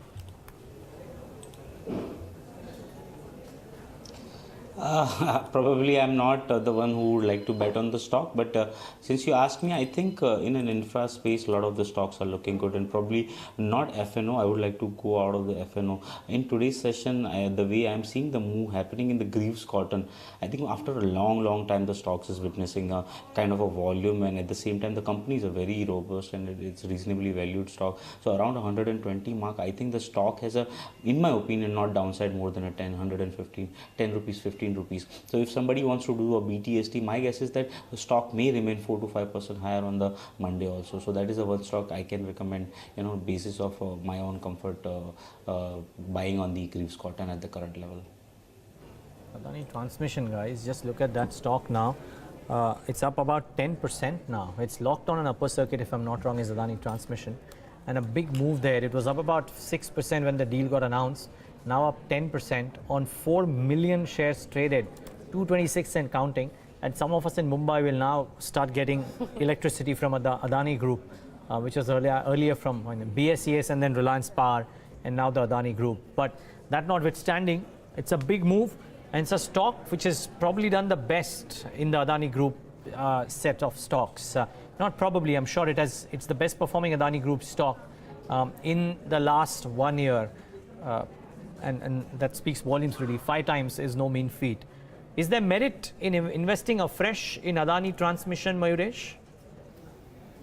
Considering the leverage on their books and with the assumption that the power units probably pick up steam, there is a possibility that the cash flows for the company improve over the next few quarters. But again, I think the financials, specifically in terms of the debt-equity ratios, remain extremely poor for the company. And the cash flow generation again remains a little bit more skeptical. Again, valuations probably looking on the higher side. So I think if I have to pick and choose within the Adani group of stocks, Adani ports on declines is something that I'll still continue to prefer on the premise that container growth and volumes will sustain going forward. The SEZ part of the business in terms of the total SOTP kind of evaluation should hold good over the next few quarters as more and more divestments on that front start taking place. And even if I conservatively hold an EPS of around 22 odd rupees, so it's a little bit expensive at this point of time, declines will make the stock a little bit more attractive based on this premise. So I think within this whole set of stocks, I think Adani ports on declines is something that I prefer. Okay, so a call on Adani ports, but let's just pull up the intraday charts of a couple of counters. Pull up Alembic Limited, that stock's risen almost 16% in just last half an hour or so. It's also touched its fresh 52-week high. As you can see, that move has come in just last, I guess, 15 to 20 minutes. Also pull up the intraday chart of Siemens. That too has seen gains of between 4 to 5%, I guess, 1,246. And as you can see, the move has just come in the last half an hour. The counter is trading around the day's high level right now. Vishvesh, on the charts, Siemens, it's also into the futures and options market. Would you suggest taking any position? I've not seen much of build-up, however, for the December futures right now. See, I think Navneet, this is definitely a very reasonable right now, because from the way it has come off from the highs, and right now around 825 odd level, the way the OI has shrunk, it probably means that a lot of the short may have got covered. But apparently this is not a very liquid name when the options come. So probably if somebody has to do a strategy over here, it has to be in form of future only. So my guess is that if somebody would like to buy, then probably with a stop of 858 one can buy, and I think the stock has a potential to go towards 926. The another name which you mentioned probably look more interesting to me, though it's in the cash stock, Alembic Limited. I think after a very long time, the stock is moving out of the huge volume in a big consolidation name, clean management, decent company. I think the stock can deliver 30-40% return in a coming quarter or so. So that is a one stock probably the viewers can have a look at it. The stop below 50 and probably target of 70 odd. Okay, Alembic has been a big performer today. Mayuresh, one last question from my side actually. Do you track Westcon Engineering? The stock has moved up quite a bit, was up 15% when I checked it last. Any views on this one? No, sorry Pradeep, don't track that. Mayuresh, do you warrant any investment case in Sun TV, the counter which is just about very close to touching the 4-digit mark? If you look at the day's high, it was around 999.8. Obviously, the move today has got to do with the verdict which came out, but fundamentally, do you see any value left in this counter which is trading almost at its 52-week high now? Again, so obviously I think the verdict probably has played its part in today's move for Sun TV. But again, the large element also becomes the drivers in terms of maintaining its leadership positions in all the South markets. It's been able to do that so far, but what probably happens in terms of both the ad and subscription revenue growth, I think that's going to be very, very interesting in the next few quarters. So largely again, I think out of media, I think Z is something that we have liked in the past, though it has moved up significantly. Declines on that counter and a very strong and buoyant management commentary, both in terms of ad and subscription growth, should probably keep the stock in good stead. Again, if they're able to deliver on those counts, my own sense is that a re-rating is probably warranted for the counter itself. And even if one adjusts the preference share liability and again takes into account the sum of part in terms of ANT-TV and the respective valuations thereof, I think any decline becomes a very, very interesting bet to look at that counter. Okay. Stay on, gentlemen. We'll get some final thoughts from you, but let's go across to Navneet to start wrapping up the markets, and Shi Johnson with a wrap of the large cap action in the day. Well, Neeraj, a muted closing is what I would call it. Throughout the session, it was sideways trade because of the restricted move. We had the Bank Nifty weekly options contracts expiring today. So Sensex closing with cuts of almost 44 points. Nifty above the level of 400. So 10,430 is the mark where Nifty will be closing for the day. And Bank Nifty, where the support was around the mark of 25,500. So that was held during the session. So the expiry is taking place with cuts of almost 50 points. But clear outperformance that one has seen not today in the last 3 to 4 sessions from the broader markets. The Nifty mid-cap free float index up 1%. The small cap index saw gains of almost 1.5%. Even the BSE mid-cap index was up almost 130 points for the day. Let's also look at Sensex constituents then and see which were the stock which contributed on the upside or downside. Let me start off with the gainers. The heavyweight L&T was up and about. That stock saw gains of closer to 3%. The auto stocks have been buzzing. So Hero MotoCorp has been up in the last few sessions. Today also it saw gains of 1.5%. Tata Steel, which fell yesterday post the news of its expansion plan, saw some sort of buying coming back, so 1.5% higher there. And from the biggies, you had Infosys, HDFC, which are closing the day at least in the green. But on the losing side, your heavyweight HDFC Bank had a muted closing, I would call it, and Kotak Mahindra Bank and ITC2 are having a closing in the red. Looks like a couple of your banking counters, ICICI Bank and SBI, both of them are your heavyweights that also closed it. I would call it the losses were also capped today. Reliance Industries, Bharti and M&M, where you're seeing major amount of losses, but that's actually on account of the share going ex-bonus today. And Maruti, HUL, Bajaj Auto, IndusInd, Bharti were a couple of the other losers for the day, Pradeep. Yeah, so let's talk about some of the interesting sectors in mid-cap space. Textile is one where we saw Garden Silk, Nahar Spinning, Moraji Textiles doing well on the back of government's announcement of a 1,250 crore fund for skill development in the textile sector. So these were some of the beneficiaries on that theme. The other key sector I would call was paper, that actually moved up on the back of a successful IPO coming out in the sector, where we saw 242% subscription in Astron Paper. And some of the gainers in this space were West Coast and also Star Paper among the small cap ones. We also had a lot of action in construction infrastructure companies. Madhukon project is one in the small cap space that has moved up today with significantly high volume. So that's one stock to watch out for. We talked about several other stocks earlier in the show. Adani Transmission and Reliance Infra, these two stocks were in focus, especially in the last hour of trade after announcement of that deal for Mumbai Power business. And Westcon Engineering was a key performer in today's trade as well. It was up by around 14-15% at one point, closing the day with gains of 13.5%, so not bad. Pincon Spirits was a key loser, and we have seen correction in this stock as SEBI is now looking for a forensic audit of this company. So this stock has remained volatile, has remained in news for all the wrong reasons, and the trend continues just like that. Neeraj. It just doesn't recover, Pincon Spirits, does it? But this is the final tally on the markets, on the bourses today, 10, 4 to 8. The mid caps and the small caps have done better, and therefore the market breadth, the advanced decline ratio will look a lot better. I think 3:2, if I'm not wrong. The last time that I checked was the market breadth, and actually 2:1. So in favor of the advances. So the market breadth has remained fairly favorable on the National Stock Exchange. And now bring up the contributors list, and Larsen & Toubro, I reckon, would be amongst the top contributors. HDFC a small bit, and Infosys and HCL Tech. I was speaking about how technology seems to be contributing today, and it's played its part. Not too many spots. Reliance, even though it's down, contributing on top contributor on the downside, or Maruti is the top contributor on the losing side. We haven't seen large moves from these players. If at all, we've seen a large move from Mahindra & Mahindra, and thereby that is also featuring in amongst the top contributors despite not being a key heavyweight. And the Nifty 50 heat map would show you that there is a fair bit of green, even though not as much as what the mid caps have, but there is a fair bit of green on the screen. And as we said, technologies participated to an extent. Some oil and gas names like GAIL, etc. have participated. And not too many losers, M&M, and then it's a slew of non-heavy names which are really putting in, except Bharti Airtel, which is down about 1%. So not a bad day of trade.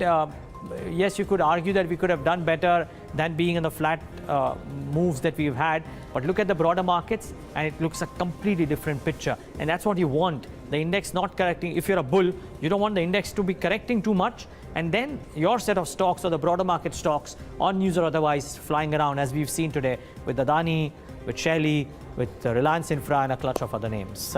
Anyways, final thoughts from our experts. Vishvesh, how does this set us up for tomorrow, which is the day before a long weekend? What would your positioning be, and what's your positioning for the rest of the series as well? See, I think Neeraj very nicely, poised for the up move. But my sense is that you are now sticking at the level which is around, double top or, options resistant 10,500. On top of that, the broader market is moving. So if I am a large investor and I was worried about a Gujarat election, that is past. And now I'm focusing on my core portfolio, and probably I'm happy with the way it is going. So index is probably going to be only the theta decay game. So what we have been suggesting and what we are deciphering from the data is that you short sell one strike lower straddle, so that gives you cushion till 10,500 also. In that case, when we started the show around a 206, 210, 10,000 straddle was called, 10,300 straddle was costing, which is right now closed at 194. So my guess is that this, even if there is a 50 point or a 70 point pullback in a Nifty, it will be very healthy, and from that perspective this straddle will make a lot of money. So stay long in the mid cap, stay long in the infra stocks, but at the same time have a strategy which gives you money on the premium selling. Okay, Vishvesh, we'll leave it at that note. Sorry to cut you there, as Subramaniam Swamy is speaking to the media post the 2G case verdict. In my party, we are not very enthusiastic about fighting corruption. So they should be given a special focus, and a special team should be set up. This judgment will be definitely set aside.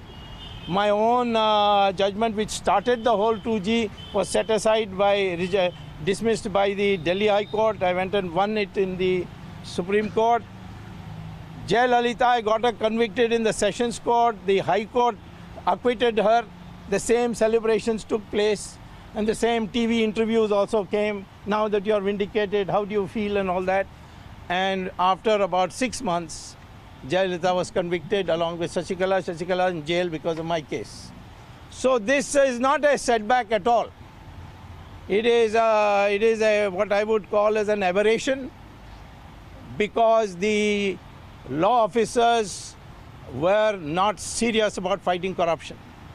And I would like the Prime Minister to take a lesson from this and set up a warlike council for fighting corruption. There are many honest officers in our government. He should be brought. Many officers who still owe loyalty to Chidambaram.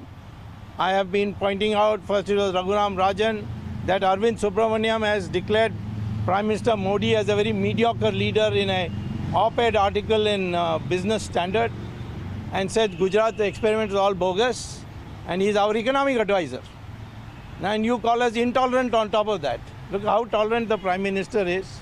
There are a person who says he's mediocre and his Gujarat experiment is bogus. He's still in our government.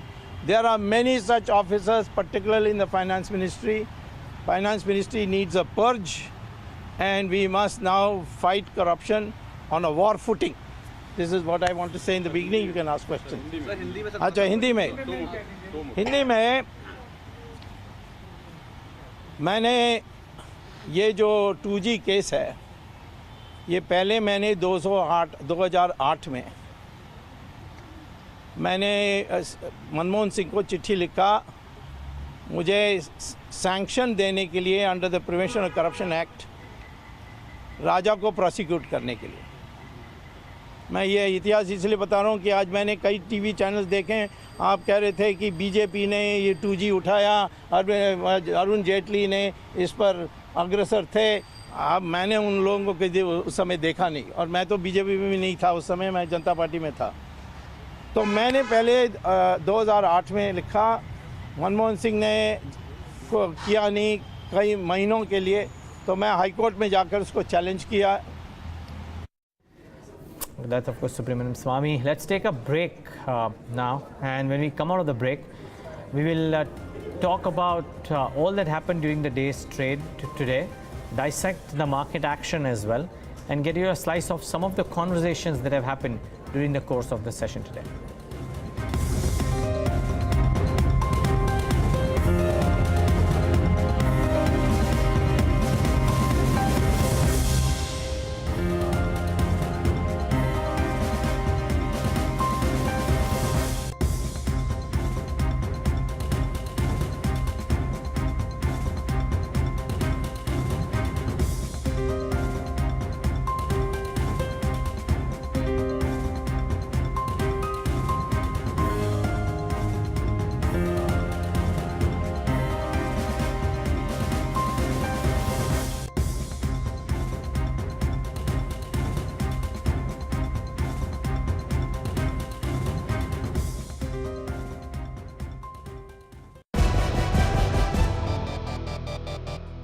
Are we live?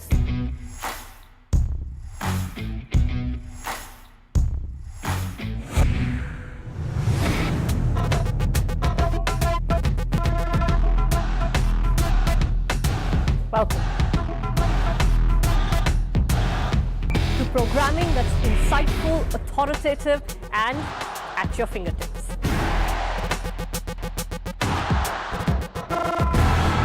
Bringing news alive. So immersive, so new, and so addictive. You will want it no other way.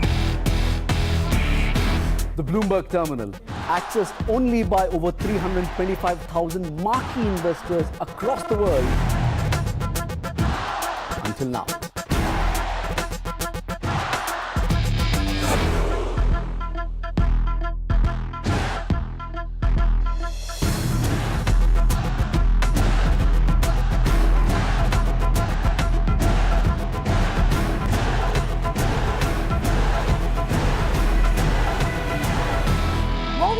Business news, we're news for business people.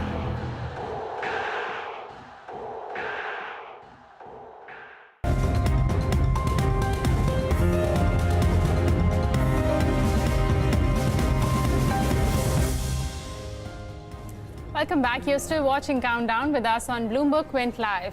Well, let's speak about the European markets then. It has been a mixed day of trade there so far, it looks like, and Bloomberg Quint's Yuan Potts joins us with the complete details of the equity action witnessed in the markets there. Hi, Yuan. Good morning from London. Yes, stocks edging a little bit lower again today in Europe. Any optimism over Donald Trump's US tax cuts perhaps already in the price. The benchmark stock 600 heading for its biggest three-day loss in more than a month.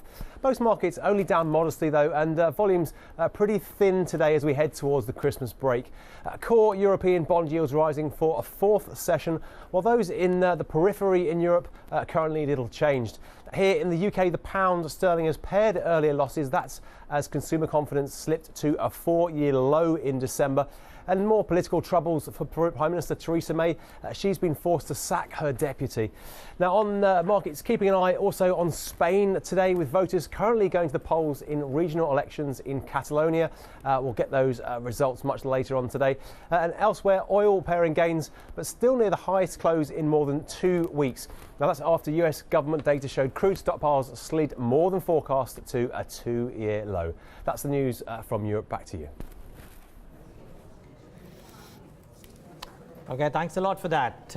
Really appreciate and have a good day ahead.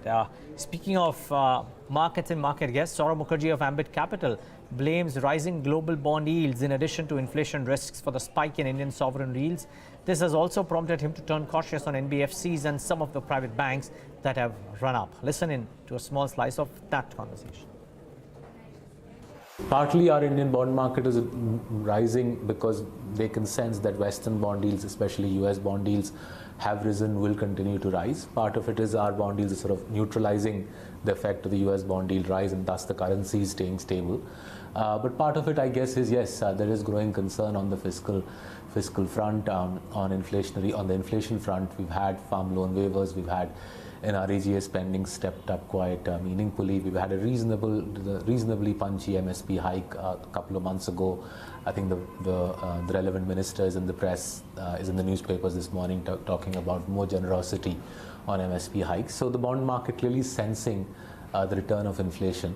Alongside that, oil continues to rise and copper rises. So when you're in a global recovery, commodities naturally will go up. If over and above that you throw in a fiscal stimulus, you will obviously stoke inflation. So CPI perking up through 2018, I think looks the most likely bet. Logical implication is rate hikes, I think, could come sooner than most people expect. I think the consensus expectation seems to be fag end of 2018 on rate hikes. Perhaps the RBI might not have the luxury of waiting till the fag end of 2018 for rate hikes. On the stocks front, the most exposed will be the wholesale market funded lenders, the NBFCs, the housing finance companies, some of the private banks who borrow from the bond market. These guys have had a tremendous run in the last 4 years as the 3-month CP rate has gone from 11%. I think it fell to around 6% in July. It started perking up now. So as the CP rate tightens, the cost of raw material for the wholesale market funded lenders, the cost of raw material goes up. They then pass it on to their customers. So if you ask the glamour stories, the real spectacular stories in this bull run have been these wholesale market funded lenders. They're geared 8:1, 9:1, and if the cost of their raw material rises, a pullback in these shares, I think, looks more than overdue to me. And on to the chart of the day now. The rupee is on track to snap its 6-year losing streak and has appreciated around 6% in the current year so far. Saloni Dhanuka has pulled out an interesting analysis on this, and she joins us now with more details. Saloni. So rupee has been one of the best emerging market currency and the best yielding currency in the Asian market so far this year, with total interest return of over 6.3%. Now the rupee has appreciated close to 6% on a year-to-date basis, thereby snapping a 6-year losing streak.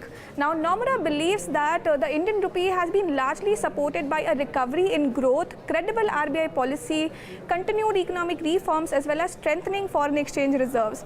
And hence they believe that Indian rupee is undervalued by nearly 7% as compared to dollar, with ample scope of appreciation in the coming year. And hence they have pegged rupee at 63 per dollar in the first half of 2018 and at 63.50 per dollar for the second half of 2018. Now joining the league, DCB Bank also expects rupee to rise further on potential inflows in January, and they expect rupee to trade in the range of 63.50 to 64.50 per dollar in the January to March quarter.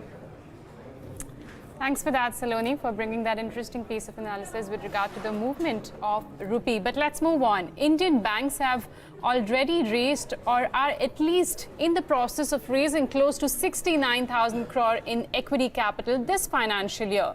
The highest actually which one has seen in the recent times. So what's prompted the lenders to fill up the war chest? We asked Saswata Guha, Director Financial Institutions at Fitch Ratings India. Listen in to a slice of that conversation.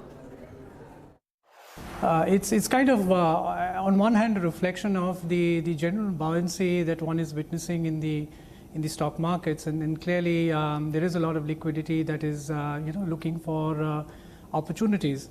But at the same time, I think what is important to distinguish here, and particularly since the comparison is between private and public sector banks. As far as the private sector is concerned, I think the quantum per se is substantially higher than what the PSU banks are raising. But more importantly, I think the key point to bear in mind is that as far as the private sector banks are concerned, their capital raising seems to be more from the perspective of future planning, growth. Sure, some of that will also sort of get consumed due to the risks that will likely unfold on resolution of certain bad loans and so on and so forth. But clearly, I think, in my opinion, I think what the private sector banks are essentially doing is building those war chests for the growth opportunities that they foresee. Whereas when you look at the public sector banks, their capital raising obviously has come towards the fag end of Basel, and particularly there are banks which are flirting with ratios which are closer to the regulatory minimum. So it's still, so I'm not very sure as far as the PSU banks are concerned how much of the capital raising that they're doing by themselves will likely go in for growth. So most of that basically is likely to be consumed by risk. Saswata, so that's the supply side. The supply of capital now, as you also said, is very much there. Now let me just get your views on the demand side. What do you think these private banks are seeing that is, sort of spurring them into raising, such large amounts of capital? Sure, some of it could be opportunistic as well because the markets are good. But are we really anticipating a very rapid pickup in credit demand? I'm not sure whether that expectation is grounded in reality. No, we are not. We are not. And most certainly, my view is not very different from yours. I certainly see a degree of opportunism there.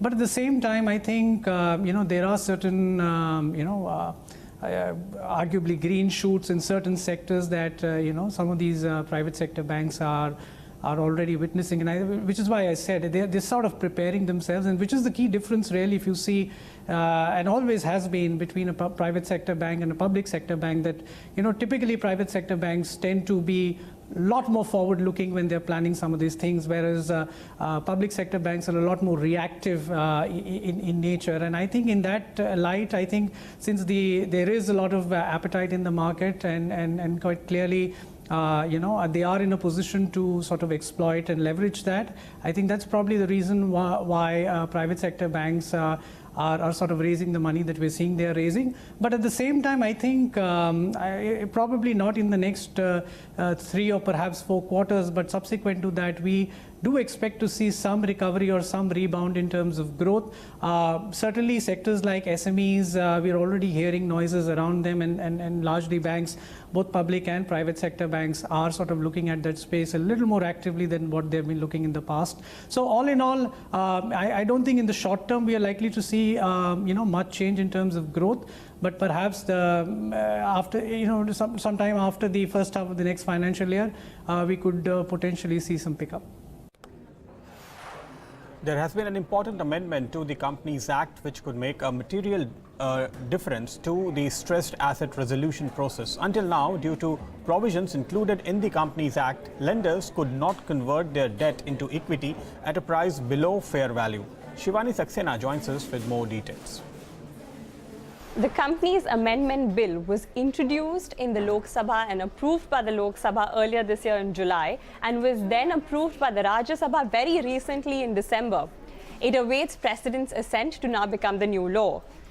This bill seeks to ease out compliance processes and other procedures to make it easier for companies to do businesses, but one of the key changes is in fact for the creditors. The bill seeks to amend Section 53 of the Act. The Act at present prohibits issuance of equity shares at a discount, which means presently shares can be issued by a company either at face value or at premium. However, a carve-out that seeks to be introduced in the amendment is that only for the purposes of a creditor, shares can be issued at a discount, which means that if a creditor seeks to convert his loan to equity, pursuant to a restructuring scheme or a statutory scheme such as the IBC process, then this conversion can be at a price that is lower than the face value. This will impact not just the creditors but also the ARCs and the NBFCs that are in the business to acquire distressed assets, to turn them around and then to sell them at a profit. So now if they're able to acquire these shares at a significantly lower value, lower than the face value, and then subsequently turn the business and sell them at a premium, they seek to gain a lot more profit. So this change is definitely eagerly awaited. 2017 also saw the rich getting richer. Who are the 5 Indian billionaires who added most to their riches the year gone by? Take a look at this special report.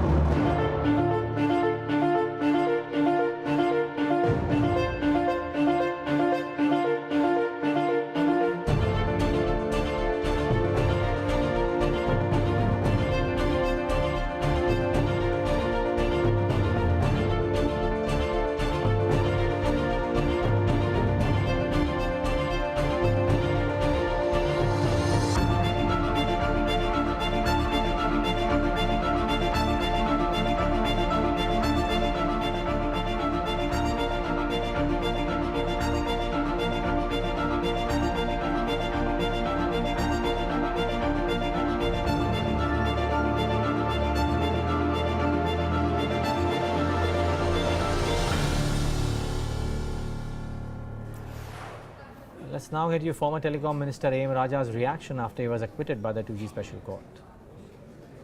Yes, my grievance is ventilated. Yes. Do you feel vindicated after today? Yes, of course. And do you think... Sir, day one I told the entire charge is honest. We also connected with a host of other guests to get their view. Hear out what they had to say. Judgment is totally wrong because there was considerable evidence to show three kinds of things. Number one, that this whole system of giving away these licenses as if they were cinema tickets on a first-come, first-served basis, as well as fixing that first-come, first-served in order to get in your own people first, etc. There was considerable evidence of this. Then there was also considerable evidence of some of these companies like Reliance setting up this Swan Telecom as a Benami second licensee to defeat the policy of having only one license to one person. Similarly, SR setting up Loop, etc. There was considerable evidence to show that these were Benami. And thirdly, there was also evidence to show that some bribes had been paid by way of shares and by way of other considerations to the ministers or to people who were in charge of this whole policy in the government. So therefore, in my view, the acquittal is totally wrong. It sends out a very bad signal to the country that influential accused will not be brought to account through the judicial system in this country. So it's a judgment which must be immediately appealed by the CBI as well as the Enforcement Directorate. And we hope that the High Court, which would be the appellate court, would do a better job in this case. Okay, so last round of questioning to both Sanjay and Mr. Ram. Sanjay, do you see this as a situation arising where the opposition will now sort of gang up together? Do you see the opposition to the BJP finding some fuel to come together?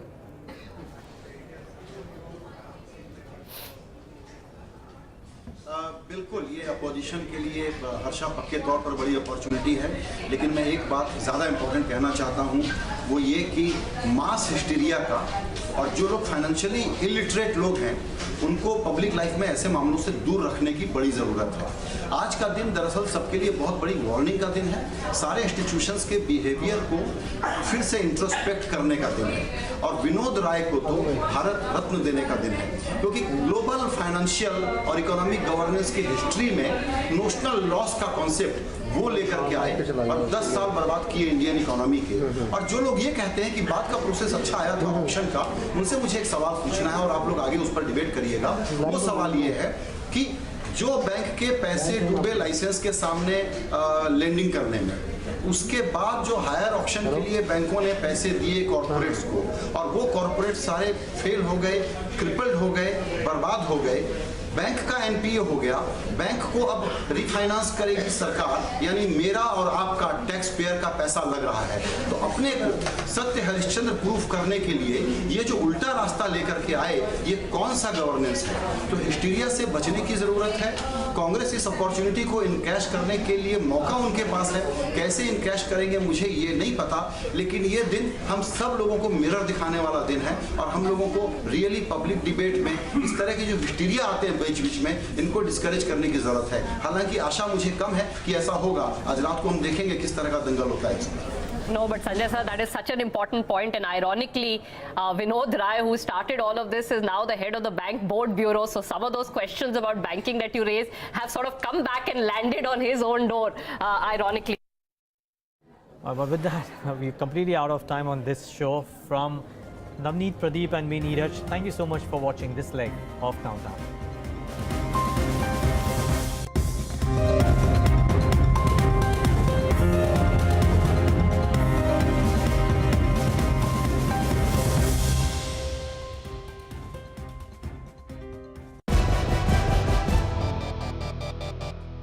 Are we live?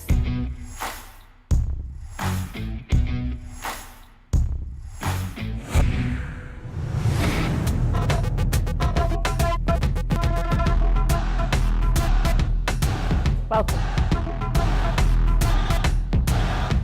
to programming that's insightful, authoritative, and at your fingertips.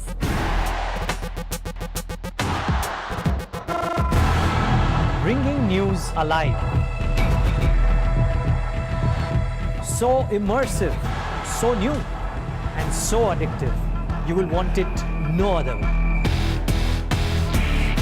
The Bloomberg Terminal, accessed only by over 325,000 marquee investors across the world until now.